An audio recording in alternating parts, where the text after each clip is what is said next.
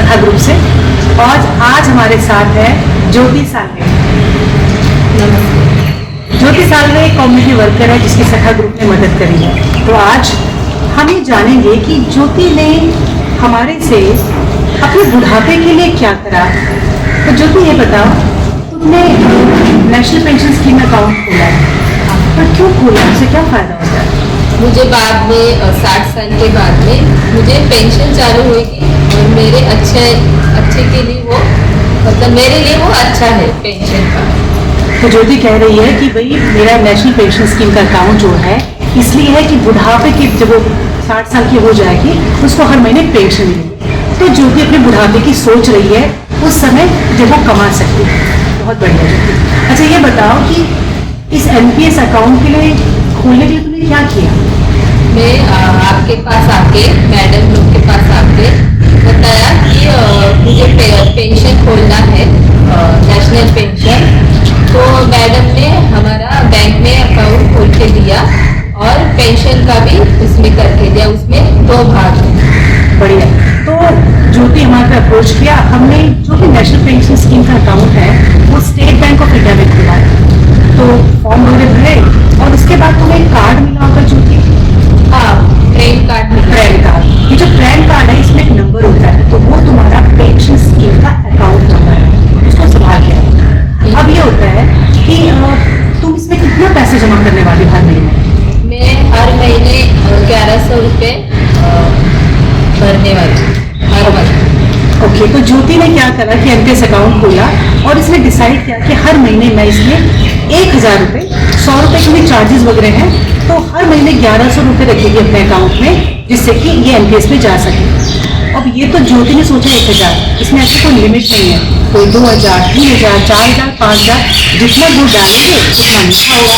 अगर ज़्यादा पैसे डालेंगे तो 60 साल में ज़्यादा पैसा बनेगा, ज़्यादा बढ़ सकते। तो तुमने 1000 का सोचा। अब तुम कुछ भाग के बोल रही भाग, तो ये क्या है बताओ जरा।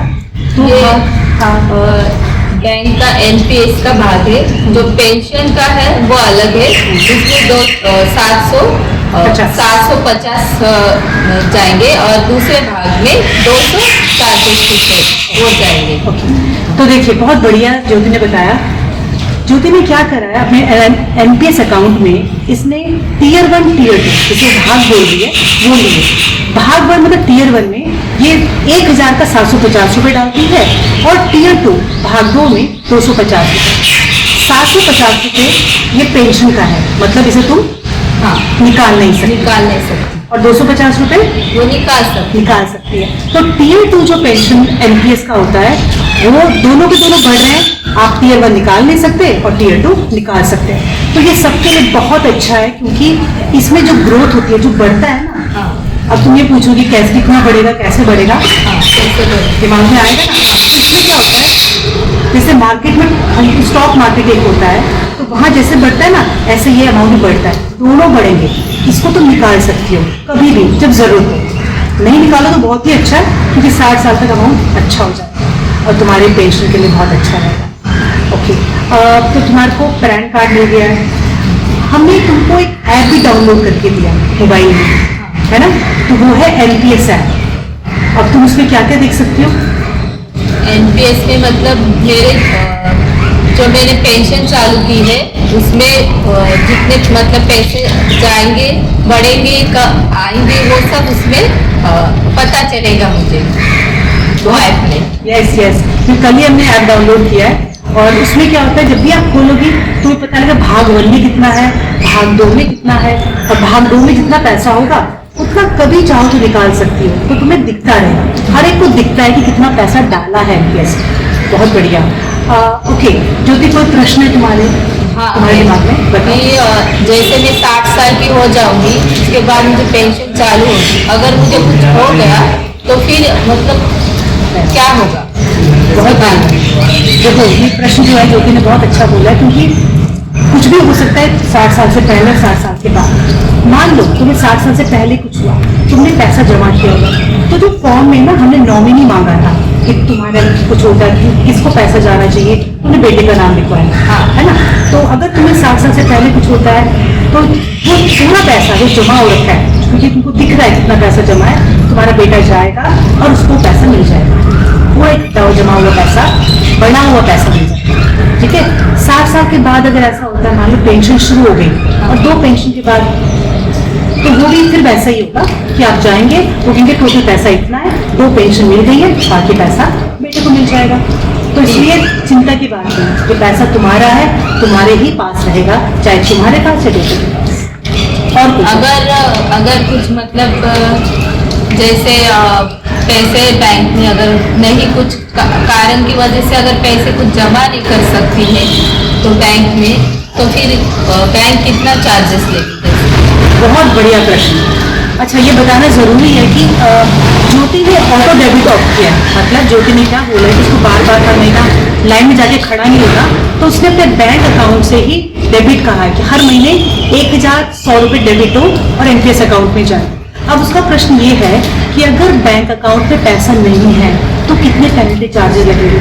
तो सब ध्यान से सुने, पेनल्टी चार्जेस बहुत ज़्यादा है, ये अराउंड 245 to 295 रुपीज़ है, तो ये काफ़ी ज़्यादा है। इसलिए कभी कोशिश करो कि तुम्हारा 15 तारीख डेट है ना, हाँ, तो उससे पहले कोशिश करो कि तुम्हारे अकाउंट में 1100 रुपये तो रहे ही रहे। और तुम्हारा 0 बैलेंस अकाउंट है इसका स्टेट बैंक ऑफ इंडिया में, तो मतलब अगर इसको 1100 रहेगा, 1100 निकल जाएगा, तो 1100 रखना है।